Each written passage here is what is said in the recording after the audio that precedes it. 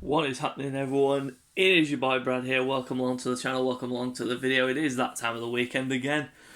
Premier League football is back again after a very comprehensive Europa League win over Slavia Prague on Thursday.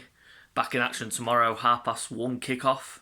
Yeah, 1:30 kickoff tomorrow against Fulham at home. Should be say like the Sheffield United game. It's a dead game and one that most fans will probably say doesn't mean anything, but we want to climb higher in the table, and that is exactly why we need to keep winning these kind of games against the teams in the bottom half of the Premier League. This game is going to be hopefully another comprehensive performance by Arsenal. It's exactly what I want to see anyway after what we've been witnessing this season. Some of the performances this season, my goodness gracious. Aston Villa game particularly comes to mind. The Liverpool game a few weeks back. Those kind of performances come to mind because of the amount of rubbish that went through in terms of players not turning up, players just not performing to their high standards, and just overall the team just not performing to the standard that the club expects. And that's exactly what we've seen for most of this season. And like we said, the pressure was so on Arteta on Thursday. It was so on him. The heat was turned right up to full maximum on Thursday night.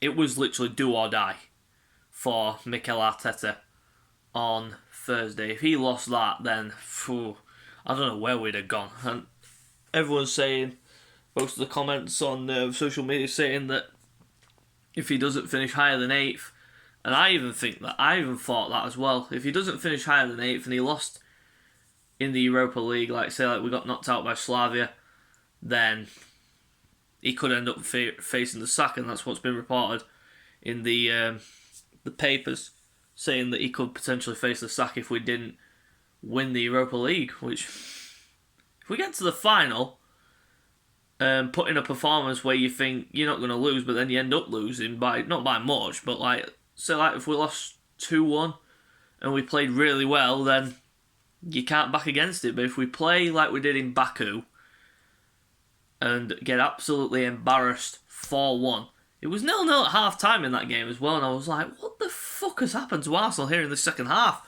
Literally went from this to this. It's like flip of a disc. My God. But yeah, that's what it's been like for us Arsenal fans over the years. We get these high-stake performances where we see beautiful champagne football. And then we get performances like that in Baku, like the Aston Villa game, like the Liverpool game, where we just don't turn up and we just completely capitulate. But at least we haven't seen the mad scores over the years, the 6-3s, the 6-2s, the 6-1s and all this. Bloody hell. 5-1s and such. It's like, oh, thank goodness we're not seeing that anymore. But we are losing games and losing them still by players not turning up and such. But this game at the weekend against Fulham, it's a game like the Sheffield United game for me. It's dead. It's dead. Just no meaning to it. And if we win comprehensively, then fans will be going, oh, it's just Fulham. Just like they were last weekend when they said it's just Sheffield United. But it's like I say, you've got to beat what's put in front of you. And that's exactly what Arsenal need to do. They need to go out there, give a comprehensive performance, put Fulham to the sword, because they are exactly a brilliant team. We beat them the opening day of the season. So why can't we do it again? And I hope that we do give a comprehensive performance, so we do end up getting the win, and climb higher up the table, because we saw last night, Everton Spurs ended 2-2, so we need to take advantage of the slips from the teams around us. Simple as that.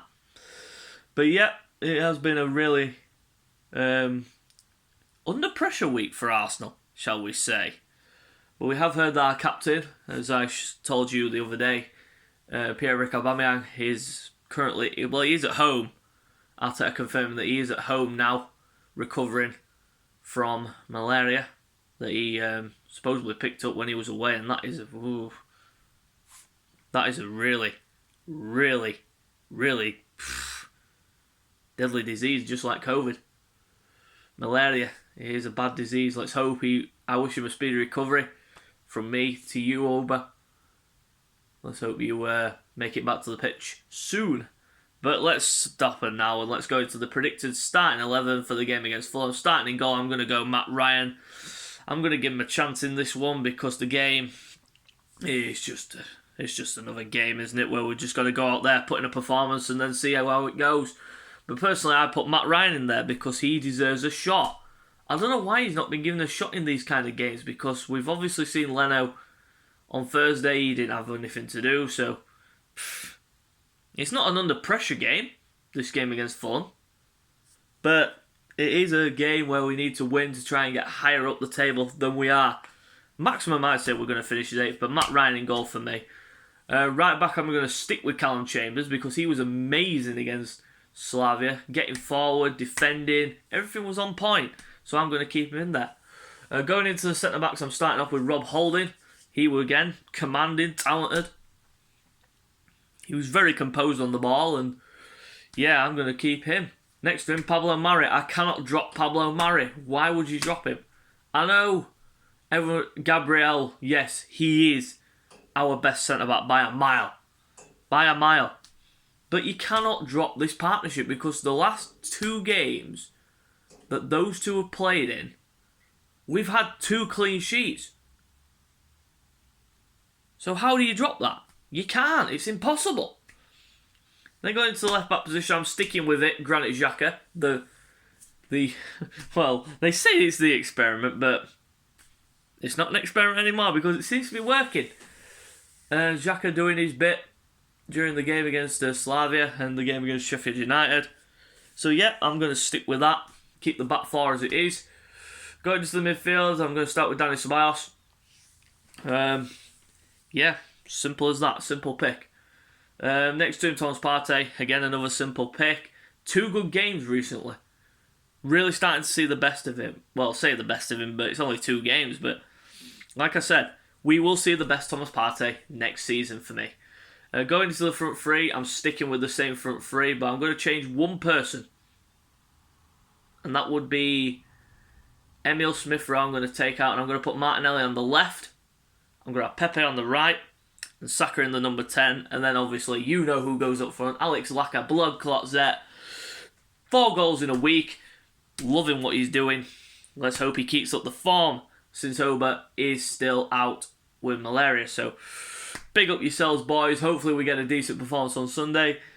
And that is it basically. End of the preview and the predicted lineup video. So if you do like this video and you do like the content that I'm bringing so far, subscribe to my channel for more content. Until next time, we will see you later.